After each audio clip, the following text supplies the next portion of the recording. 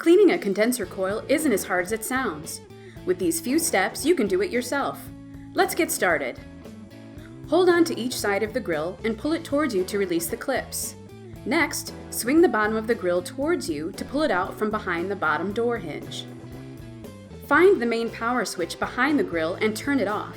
There may not be one on your model. In that case, unplug the unit. Can't get to the power cord? Turn the unit off at the temperature control. Okay, let's start cleaning that coil. Use a skinny crevice attachment to vacuum the condenser coil. Start in the bottom left corner and work your way up. Move over to the right bottom corner and work your way up again. Continue this process until the entire coil is clean. Some areas can't be reached with the vacuum. Don't worry about that. Do your best. All clean. Let's put the grill back together. First, restore power to the unit. Then reattach the toe kick grill by swinging the top of it behind the bottom door hinge and snapping in the clips on each side. Give the unit time to recover.